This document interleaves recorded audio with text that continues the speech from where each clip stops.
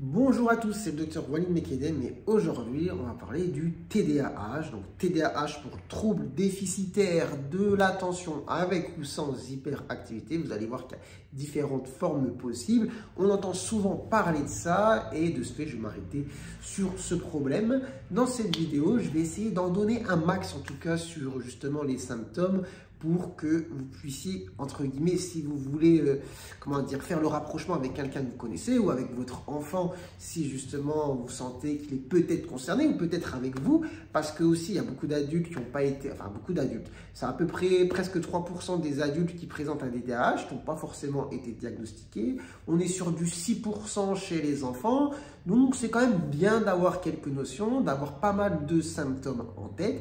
Je vais y revenir, j'ai pris quelques notes parce que de tête, tout citer sans rien oublier, c'est quand même un petit peu compliqué. Et pourquoi j'ai voulu en citer beaucoup? C'est pour éviter d'en arriver dans la situation qui peut être un peu trop rapide en disant, bah voilà, par exemple, mon enfant, il bouge tout le temps, je suis sûr qu'il a un TDAH. Non. Donc, TDAH, c'est quand même un ensemble de symptômes avec plusieurs critères et surtout, un des critères importants à retenir, c'est le retentissement sur la vie, donc sur la vie personnelle, sociale, etc. Et parce que le TDAH peut être en tout cas une source de handicap. Et surtout, c'est ça qu'il faut retenir, d'accord? Il ne s'agit pas de dire, bon voilà, des fois par exemple, mon enfant il est un petit peu étourdi, ou il a la tête en l'air, c'est un grand tête en l'air, ou il bouge tout le temps. Bon, d'accord, parce que ça peut être des choses totalement normales. C'est pour ça que dans l'idée de cette vidéo, j'ai pris des notes pour vous citer beaucoup de choses.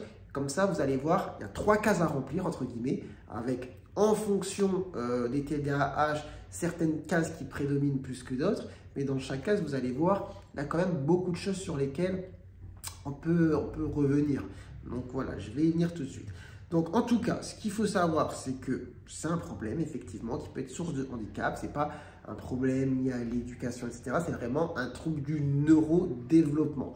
Pourquoi? Bon, de causes inconnues. On retient peut-être des étiologies, donc des causes peut-être. Donc déjà, il y aurait potentiellement un terrain d'hérédité, donc un terrain familial. Après, on peut avoir des causes liées, ça pourrait être lié à tout ce qui concerne justement la grossesse et la naissance, avec peut-être les personnes qui ont eu une souffrance néonatale, ceux qui ont été exposés à l'alcool durant la grossesse par exemple. Peut-être ce sont des pistes. Et tout ça va amener à des troubles et dysfonctionnements sur certains circuits au niveau du cerveau qui vont nous amener aux différents symptômes. Les symptômes, on va faire 3 grands blocs. Donc 1, les troubles de l'attention. 2, les problèmes liés à l'hyperactivité. Et 3, les problèmes liés à l'impulsivité. Et ça, c'est pas forcément tout le temps instinctif parce que c'est pas dans le titre. J'ai dit TDAH. Si vous regardez un peu la définition de l'acronyme, vous allez trouver trouble déficitaire de l'attention avec ou sans hyperactivité. Et on ne parle pas forcément du I, de l'impulsivité dans l'acronyme. C'est pour ça, on va y revenir parce que c'est quand même un élément important et c'est un élément qui peut être source de danger. Je vous donne un exemple direct, mais voilà, le fait de... Je laisse un petit peu le suspense. J'ai un truc en tête à dire, mais restez jusqu'à la fin de la vidéo pour qu'on puisse en parler. Donc, les symptômes, c'est ce que j'avais dit tout à l'heure, selon les modalités, voilà, on va avoir une des 3 cases, voire 2 qui vont prédominer, mais il existe des formes différentes, d'où l'importance d'avoir justement un professionnel pour faire le diagnostic. Mais dans un premier temps, on va s'arrêter sur la grande première case, trouble déficitaire de l'attention. Attention, le déficit attentionnel qui va nous amener à avoir une incapacité à maintenir justement cette attention, à avoir des difficultés de concentration. Et ça va souvent se manifester justement par les problèmes scolaires. D'accord? Problèmes scolaires, la capacité à rester focus longtemps justement en cours, lors des devoirs, et du coup ce manque de motivation justement à faire des tâches qui vont demander justement un effort cognitif important parce que justement on a cette incapacité à rester concentré sur une tâche pendant un moment. Donc voilà. Incapacité à faire attention aux détails. Voilà, les détails. On a du mal à justement être en attention sur certaines petites choses et du coup ça peut amener à d'autres problèmes, surtout lors des parcours scolaires avec des étourderies dans les devoirs. Alors il y a quelque chose d'important à noter aussi, c'est la distractibilité, facilement distrait, que ce soit par les choses qui viennent de dehors, d'accord, donc les bruits, là par exemple je suis à côté de la fenêtre, il y a les gens qui passent, les voitures, bon voilà, je vais être facile, enfin pas moi, mais je veux dire, vous avez compris, désolé, hein. Facilement distrait soit par les stimuli externes, soit c'est important aussi de dire, par les stimuli internes. Qu'est-ce que ça va être? Tout simplement les pensées, on pense, et d'un seul coup, on s'en va, entre guillemets, on a été distrait par ce qui se passe ici et on perd en attention, en concentration. D'accord?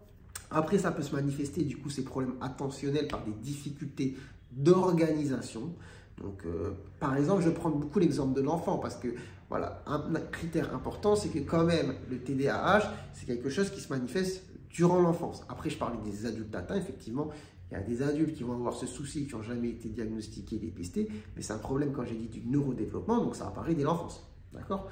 Et donc, en tout cas, par exemple, chez les enfants, voilà, difficulté d'organisation, faire le cartable, regarder son agenda, tout ça, programmer les choses, c'est un petit peu compliqué. Donc, on va avoir aussi des choses qui vont être très embêtantes, les oublis, les pertes, ça peut être compliqué dans la vie de tous les jours. Tout ça lié à un problème, un déficit attentionnel. Ok?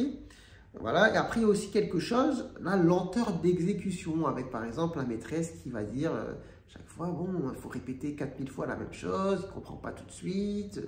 Bon, à savoir que le TDAH peut être souvent associé aussi à des difficultés d'apprentissage, mais qui ne sont pas du ressort du TDAH en lui-même, comme par exemple la dyslexie et d'autres problèmes comme ça. Il faut le savoir. En tout cas, après, il faudra faire la part des choses justement entre TDAH et les troubles de l'acquisition de certaines compétences.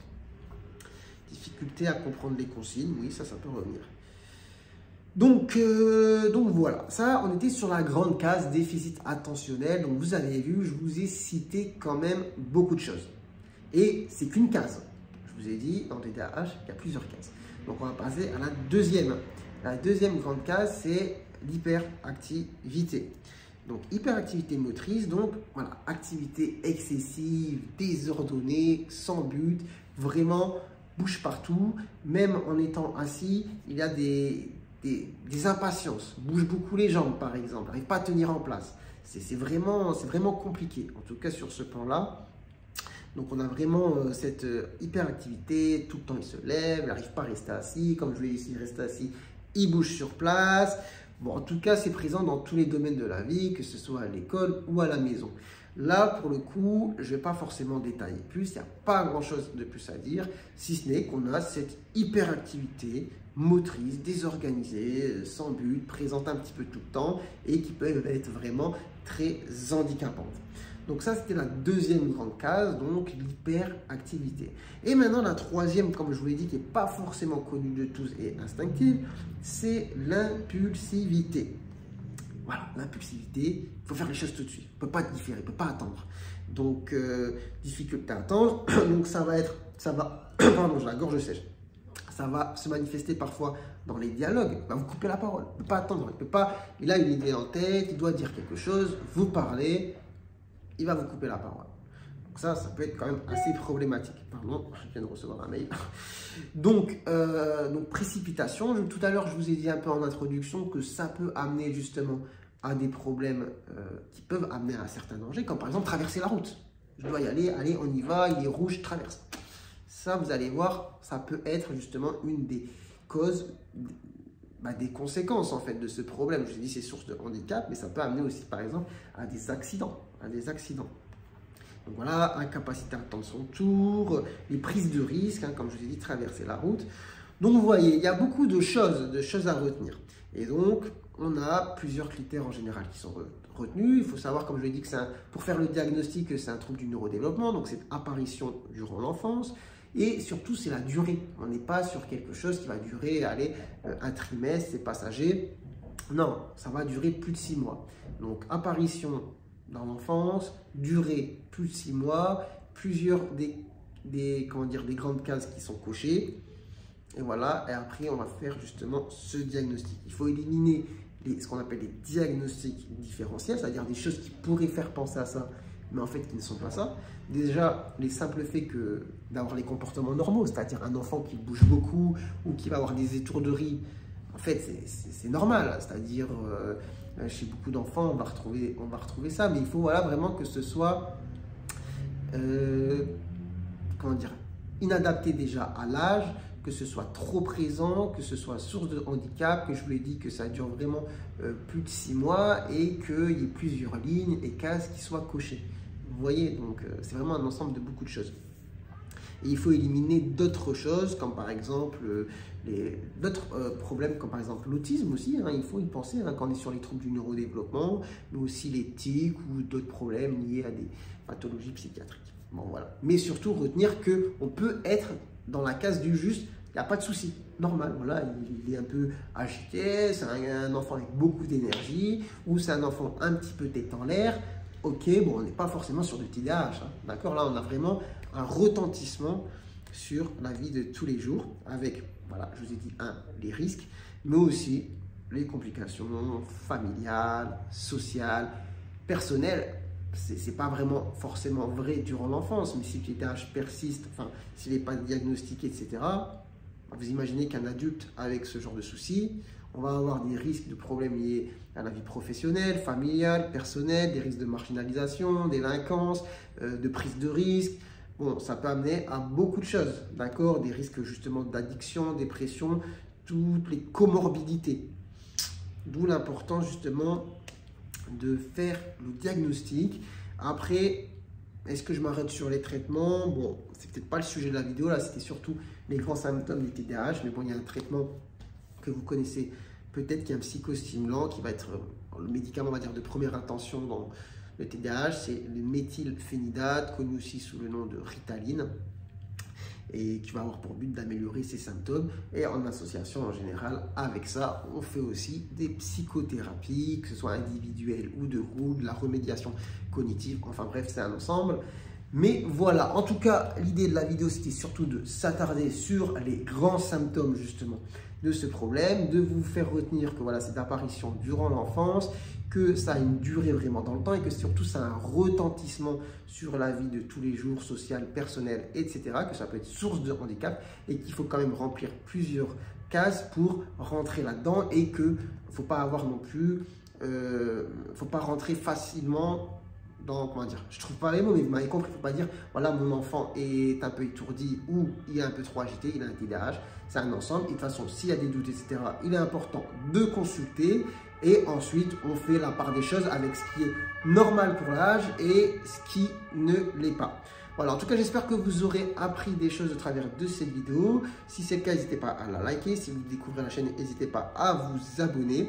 Et puis sur ce, moi je vous dis prenez soin de vous, prenez soin de votre santé et à très bientôt, je l'espère, pour de nouvelles vidéos. Allez, ciao, ciao!